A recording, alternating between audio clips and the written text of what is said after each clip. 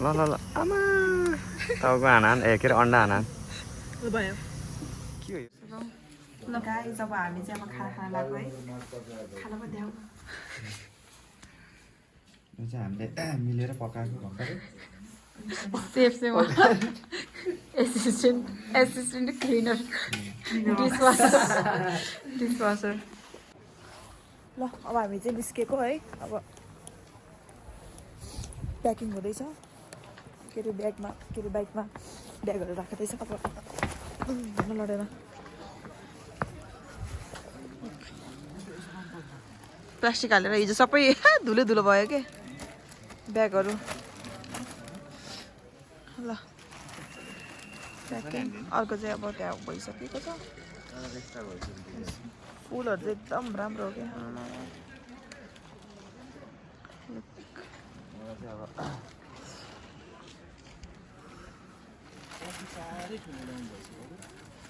केही हुन्न यहाँ ठुलो हामी चाहिँ होटलमा बसेको है ल ताल आएर बस्नु पऱ्यो भने कन्ट्याक्ट के अरे यो होटलमा आउनु एकदम राम्रो छ सर्भिस होटल गार्डन है होटल गार्डन एकदम राम्रो छ है हिँड्दै जाने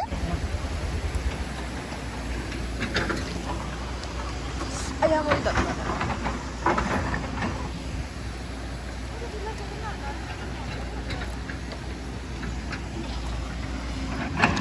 कति राम्रो परेन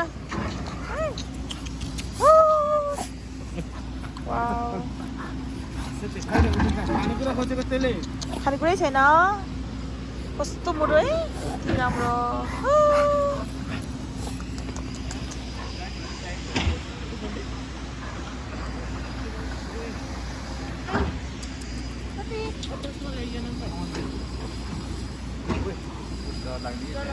कस्तो भोटेको कुरो हो कि दाइ यिनीहरू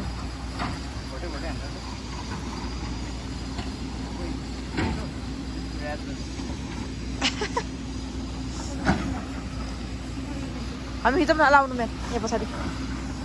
ल हाम्रै खिच्दै ल उता दिदी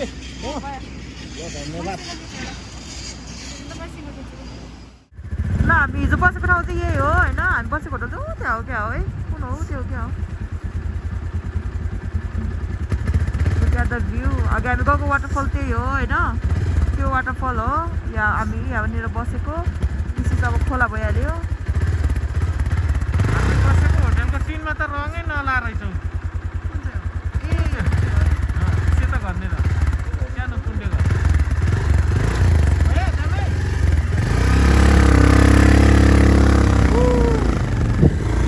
बाई बाई ताल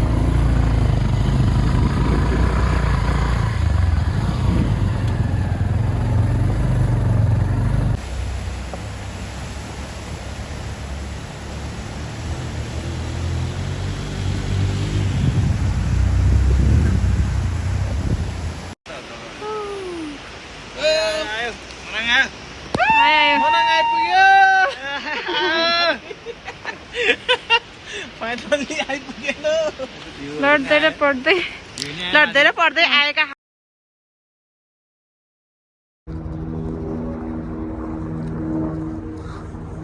अब चाहिँ हामी भित्र जाँदैछौँ है फार्म हाउसभित्र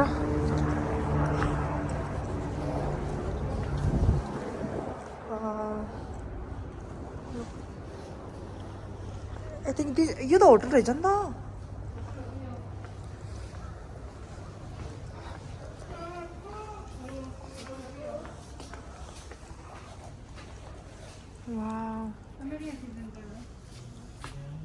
यहाँको छाला फ्रिजमा मोइस्चर दिन्छ होइन कसै यहाँको छाला हो है यहाँको होइन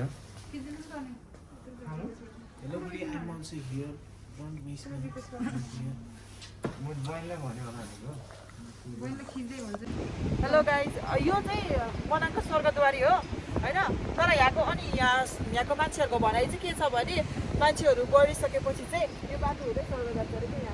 यहाँ यो माथि चाहिँ दुई तिनजना जाने त माथि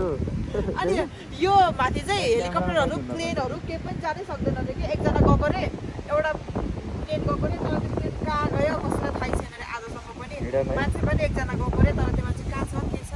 भन्ने कुरा कसैलाई पनि थाहा छैन यो चाहिँ मनाङको स्वर्गद्वारी